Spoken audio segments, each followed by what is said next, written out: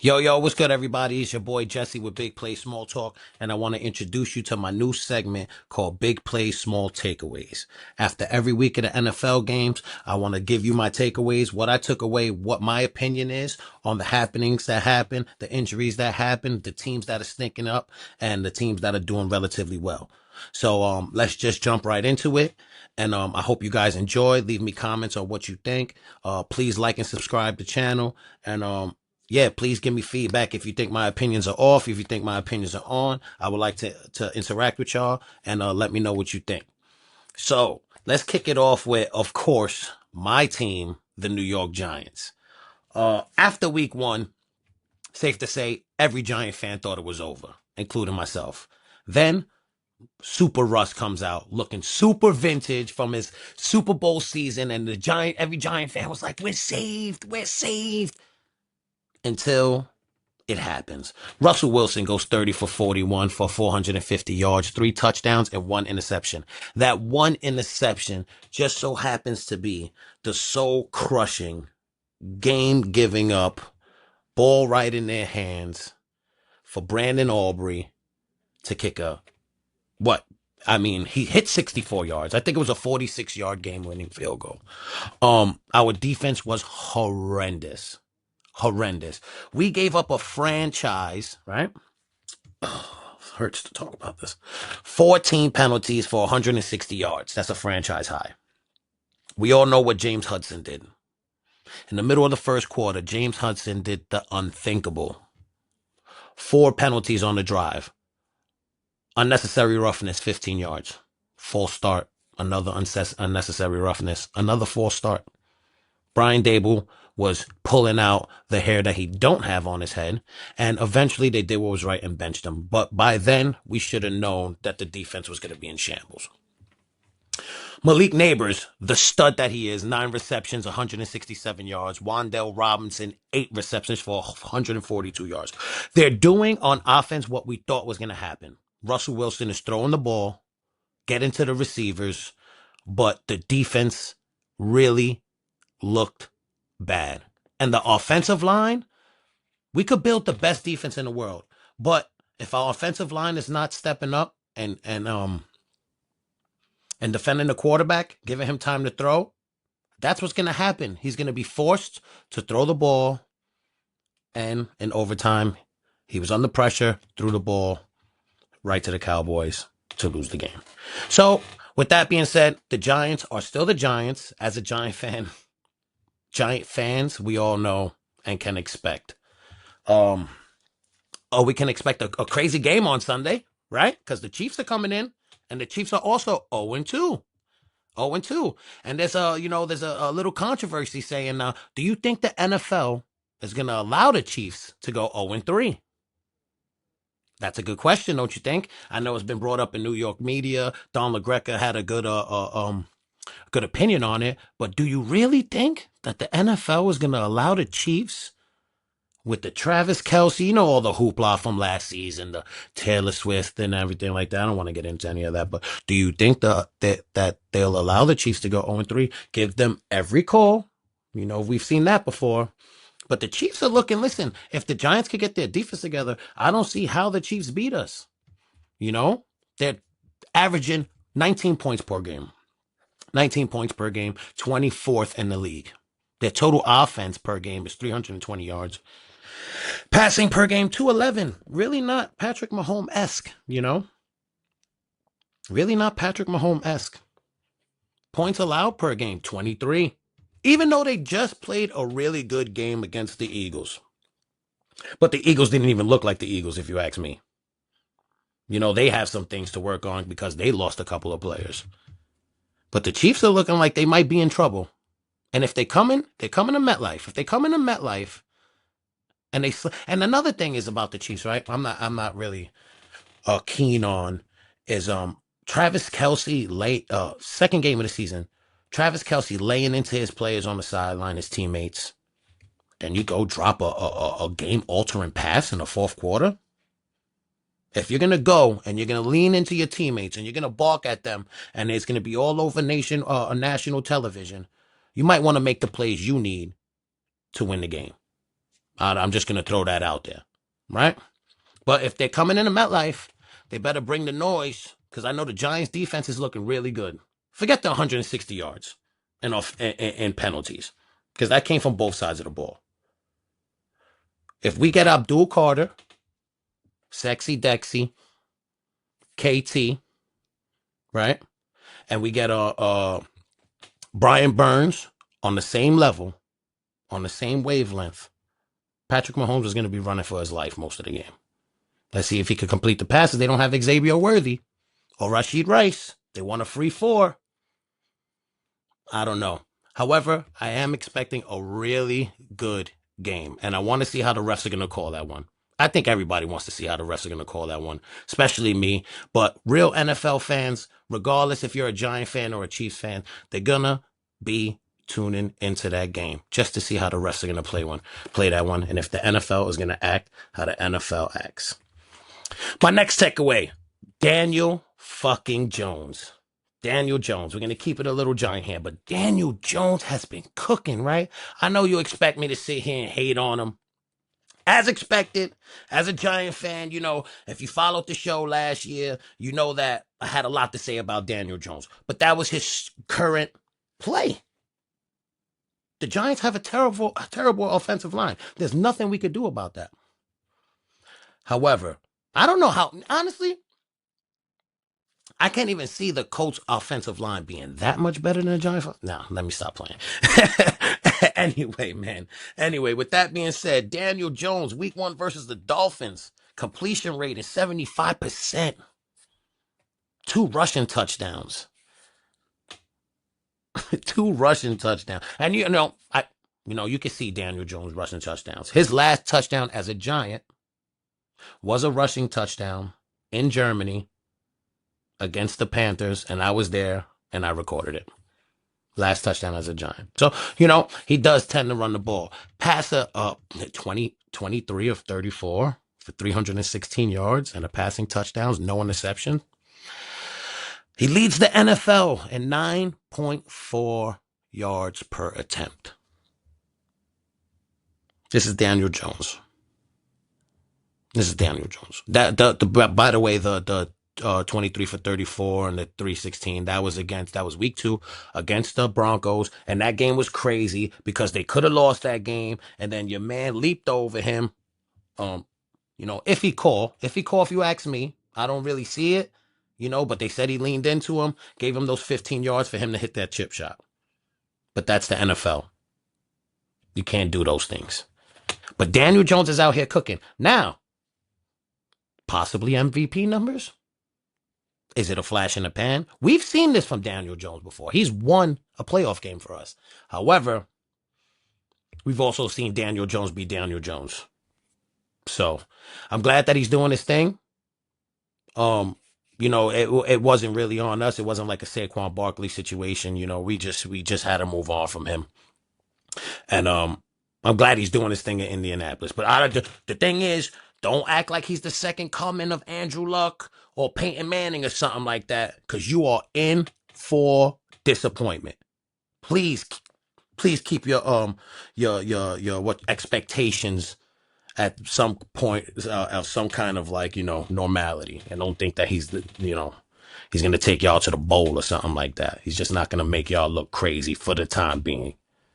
Colts fans should be happy after that Anthony Richardson debacle, and, you know, last season when he quit on y'all and everything like that. So it's something to be excited about. Be happy that he's playing well, but keep your expectations at some reality level. Now let's move on.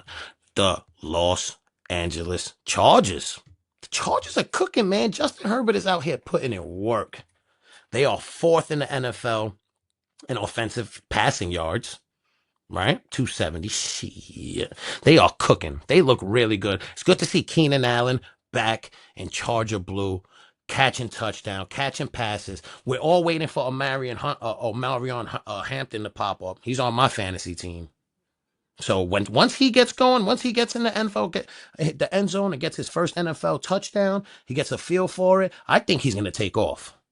But also, what we expected was the Chargers to run the ball more with that draft pick, but instead they're leaning on Justin Herbert to throw the ball, which he really hasn't done under his last coach. But we all know how Harbaugh is, man. He likes to throw the ball. He likes to get the best out of his quarterback. I just want Justin Herbert, when he slides, to actually slide. And that penalty yesterday kind of got me a little scared. That helmet to helmet. You know, that's just the NFL nowadays, and I don't agree with that, man. You see that he's sliding. You could just tap him twice, you know, two hands, make sure he's down, that's it. Ain't no reason to dive head in. I mean, we're all competitive and shit, but that's a little crazy if you ask me. With that being said, I'm really, really keen on the Chargers, man, to make a real big playoff push, bro. Real big playoff push. There's not a lot of teams out there that are better than the Chargers right now, man. You know what I mean? All those scary teams you would think too, like the Chiefs and then you know, the Texans. They look like they can't really hang with the Chargers, man. They're tied 11th for points. Points against 15 points per game. The third defense is cooking now with that injury to Khalil Mack. Oh, it looks terrible. You know, I don't know if it's completely broken, what the time frame on that is, but still, it's still not a good look. It's not a good look for the defense, but you got Darwin James over there cooking. You know, their defense is looking really solid, you know. Justin Herbert, man, sheesh, 560 passing yards for the first two games. Quentin Johnston couldn't catch a pass yet last season for his life depended on it.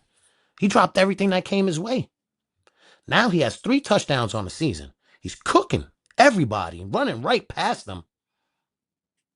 I'm glad that he kept his head straight. You know, he had so many drops. I dropped him from my fantasy team just as many times as he dropped that ball. Now I'm kind of wishing I had him on my fantasy team. He was a late round, too. He was a late round pick, man. Late round pick. He's a good pickup, man. He's actually doing his thing.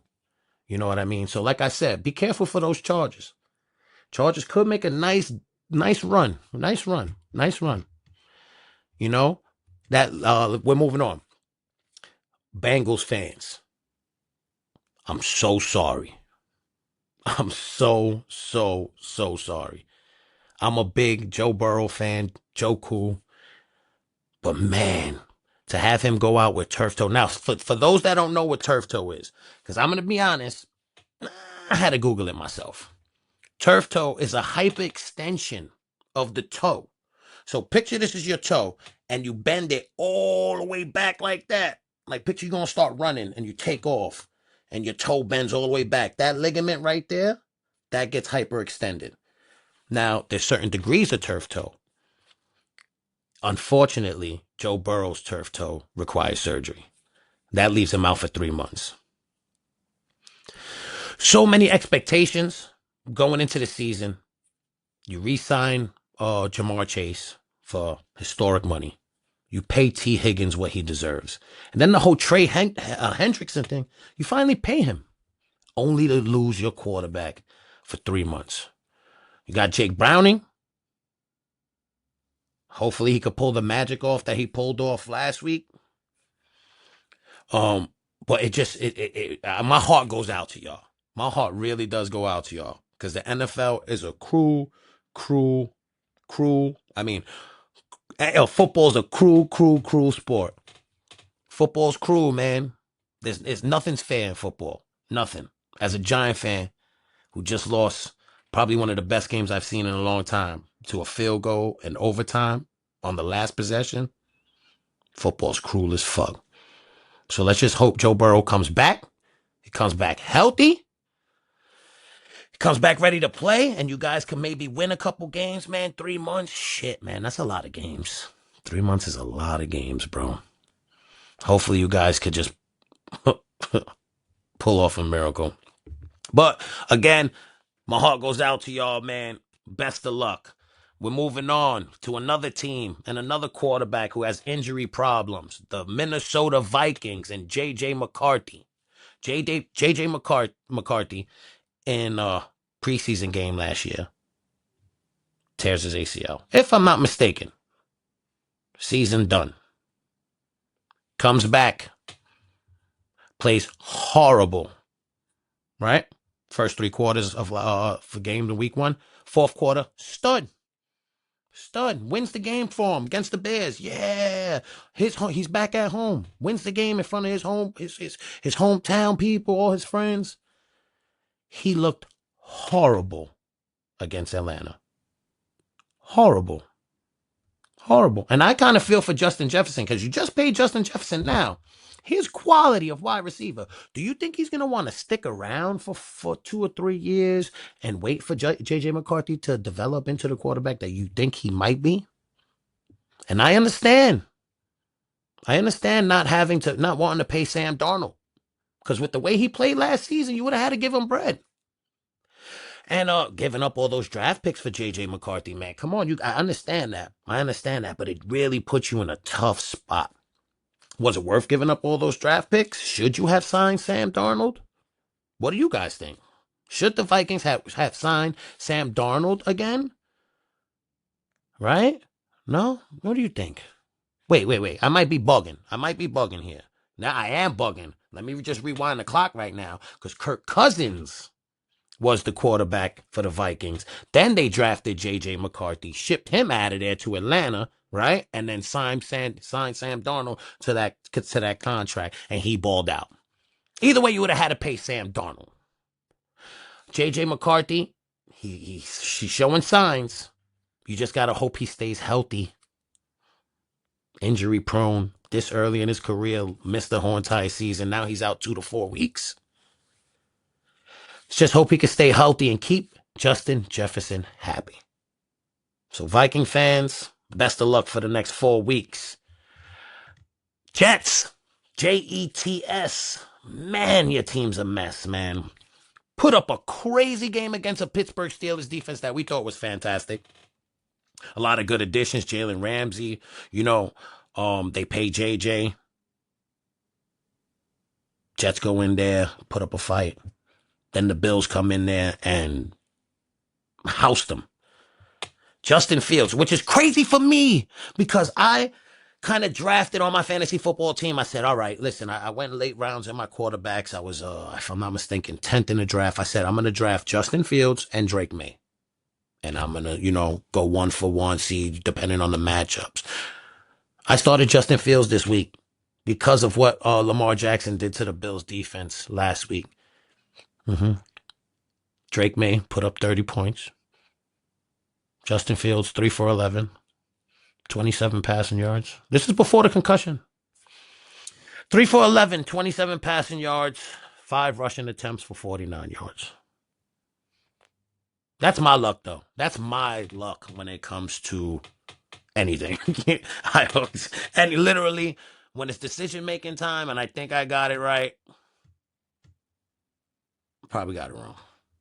But I promise you that won't happen again. So the Jets, man, I mean, you lose Justin Fields. He's in concussion protocol. Think he could clear this week? Maybe not. But the Jets' luck, man. As a Giant fan, we share the same stadium. Maybe we need like a seance in that shit or something. Somebody put a brujeria or like voodoo on our shit for real. We need to go get over there, get the sage cracking. You know what I'm saying? The Palo Santo, all that. We got to do something. Because us and y'all, we ain't got no luck, bro. None, guys. Oh, man. So that's another team that I really feel for, the Jets, man. I ain't never, listen, as a Giant fan and a Jets fan, there's always the bickering and the bucket, the tuck up. Listen. You guys got it rough, bro. You guys got it rough.